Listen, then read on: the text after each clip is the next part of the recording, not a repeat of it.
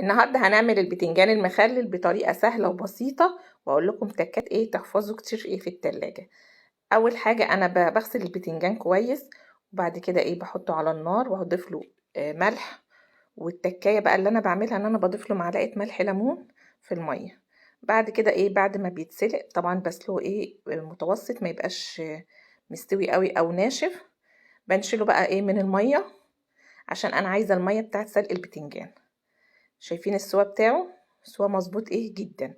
هسيبه بقى يبرد كويس، وبعد كده هبدأ ايه ان انا هقشر انا بسلقه بالقمع بتاعه، عشان القمع ده بيحافظ ان البتنجان يبقى ايه ابيض من فوق كده ونضيف وجميل. وهتشوفوا دلوقتي قلبه ازاي ابيض وجميل، شايفين عامل ازاي زي الزبدة، جميل جدا. وبعد ما بيتسلق بقشره عادي خالص، بشيل القمع وبفتحه بالشكل ده، وبحضر الخلطة بتاعتي توم وفلفل وليمون، وكمان عندي هريسة شطة بفرم الفلفل والثوم، وبضيف له هريسة شطة وايه وليمونة بس. وهضيف بقى البهارات اللي انا بحطها، عندي ملح وكمون وخل. هضيفهم كده واقلبهم كويس على بعض.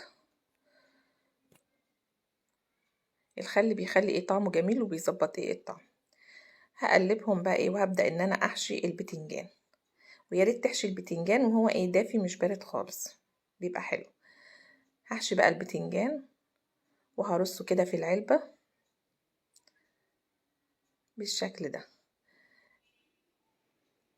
بين كل رقة ورقة بقى ايه حوالي ايه 3-4 رقات كده بعصر ايه نص ليمونة، واضيف القشر بتاعها على البتنجان.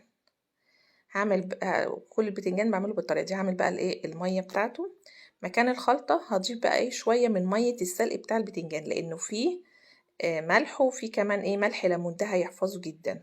هضيف له بقى كمون وملح، بس ايه مش كتير، يا دوبك ايه تتحدق كده بسيط. وهقلبهم بقى مع بعض كويس جدا، وهضيفهم ايه للبتنجان، بس هضيف له ايه شويه زيت كده على الوش بيخليه ايه بيلمح كده وجميل. هضيف بقى الحاجات دي وهسيبه ساعه بره، وبعد كده ادخله التلاجة. هيقعد معاكي شهر كامل مش هيبوظ منك.